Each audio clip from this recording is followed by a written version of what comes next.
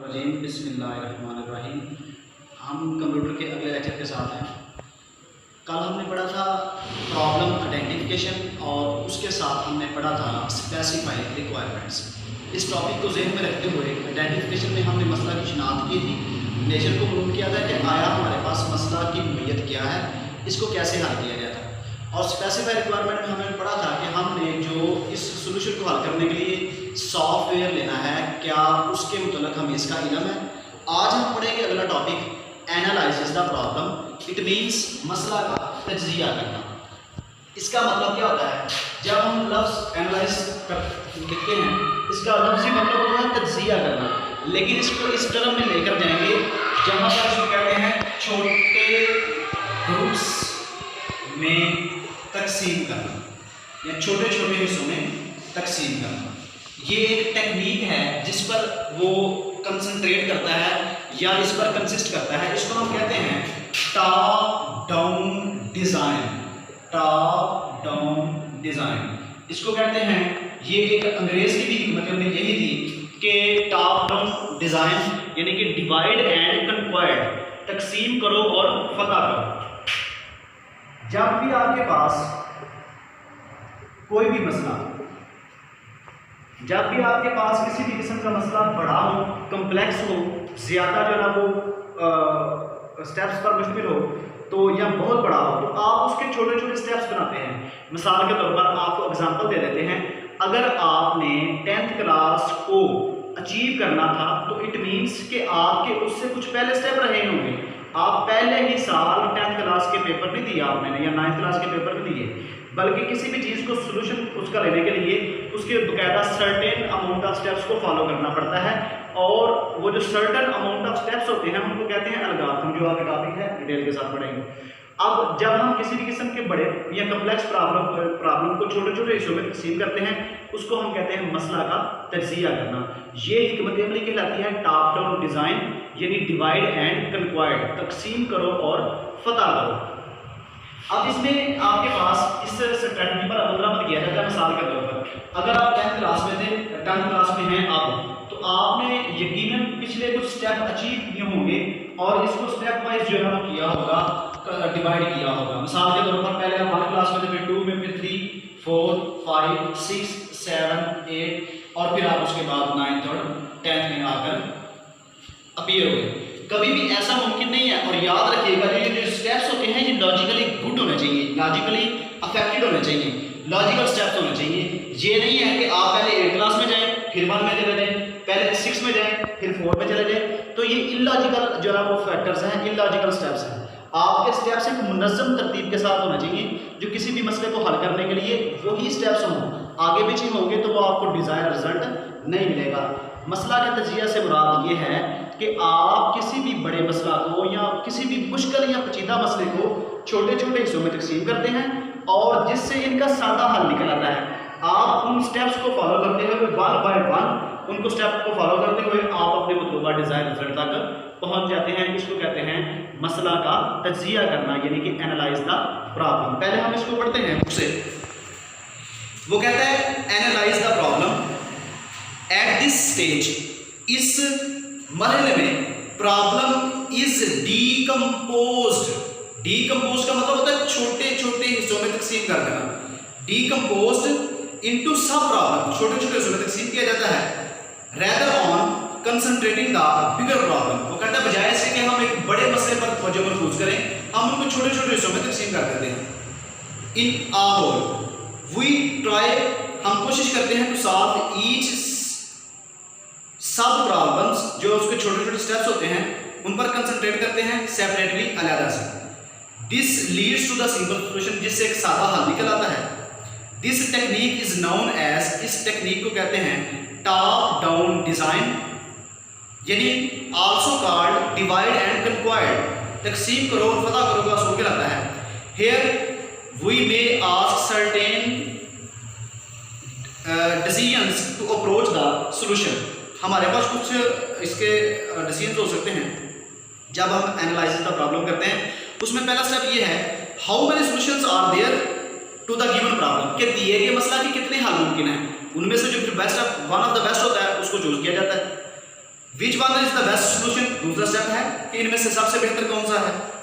Can the problem be solve on computer, कि क्या ये मसला जो है वो कंप्यूटर पर हल किया जा सकता है। What are inputs and outputs, input क्या है और आउटपुट क्या है।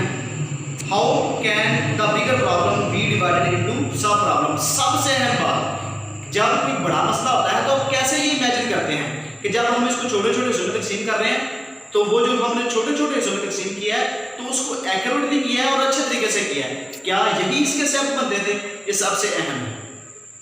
ये आपके पास 5 पॉसिबल डिसीजंस होते हैं जो आपने करने होते हैं। उसके बाद दूसरा टॉपिक है design algorithm and draw flow chart. अब सबसे पहले एल्गोरिथम की बात करते हैं। एल्गोरिथम किसे कहते हैं। एल्गोरिथम किसी भी मसला को हल करने में मरकजी अहमियत का हामिल है और हम इसकी डेफिनेशन कुछ यूं कर सकते हैं। एल्गोरिथम मराहल का मुतनाही सेट है जिसकी पैरवी करने से हम मसला के हल तक पहुंच जाते हैं। यानी a finite set of steps which leads the solution of the given problem। अलगाथम मराहल का उतना ही सेट है, यानी कि ऐसा भी नहीं हो अगर बड़ा मसला है तो उसके लामहदूद या बहुत ज्यादा स्टेप कर रहे हैं आप। अलगाथम मराहल का उतना ही सेट है जिसकी पैरवी करने से हम मसला के हल तक पहुंच जाते हैं। इसको हम क्या कहते हैं, अलगाथम। यूजुअली अलगाथम 3 किस्म के काम करता है। सबसे पहला काम है उसका इनपुट हासिल करना, दूसरा काम है प्रोसेसिंग करना और तीसरा काम है आपके पास आउटपुट हासिल करना। ये 3 काम करता है। सबसे पहले जब हम किसी भी किस्म का एल्गोरिथम पर वर्क करते हैं तो वो यूजर से इनपुट लेता है, यूजर से लिया हुआ इनपुट, यूजर से लिया हुआ डाटा इनपुट कहलाता है।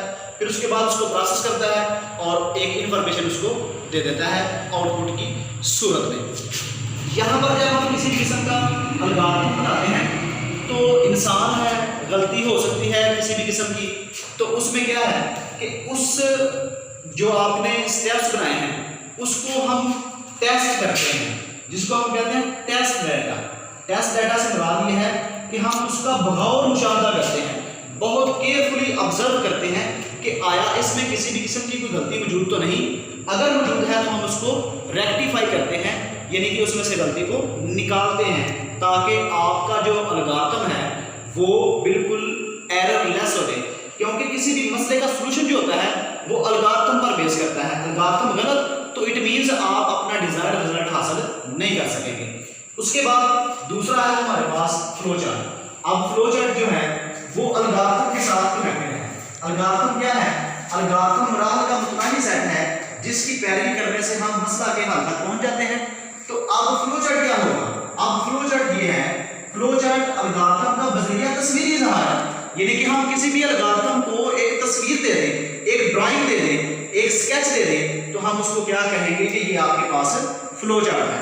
तो हम कह सकते हैं एल्गोरिथम का तस्वीरी इजहार फ्लो चार्ट कहलाता है। एल्गोरिथम का तस्वीरी इजहार फ्लो चार्ट कहलाता है। पढ़ते हैं हम इसको। इसमें वो कह रहा है designing algorithm and draw a flow chart. Designing the algorithm requires, algorithm ये तकाजा करता है टू डेवलप कि आप बनाएं फिनिट, फिनिट का मतलब होता है महदूद, लिस्ट ऑफ स्टेप्स, उसके जो लिस्ट बनाए उनके स्टेप्स की, सॉल्व प्रॉब्लम को हल करने के लिए। It is then verified and whether algorithm solve the problem is intended और नॉट। जब आप स्टेप बना लें तो उसको ऑब्जर्व करें कि क्या एल्गोरिथम इस मसले को हल करने का अहल भी है कि नहीं है। Writing algorithm is often the most difficult part of the problem solving process, क्योंकि ये पूरे जो है वो सोल्यूशन की जान होता है। अगर एल्गोरिथम गलत तो इट मीन्स आपका सोल्यूशन कभी भी राइटली नहीं हो सकता। Most computer algorithm perform at least following steps.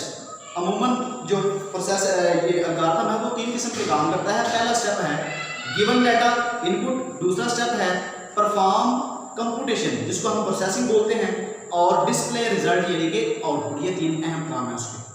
उसके बाद वो कहते हैं once the algorithm has been designed, जब अलगार्थम बन जाए तो फिर क्या करें, इट शुड बी वेरीफाइड, उसको वेरीफाई करें, उसमें से गलतियां निकालें।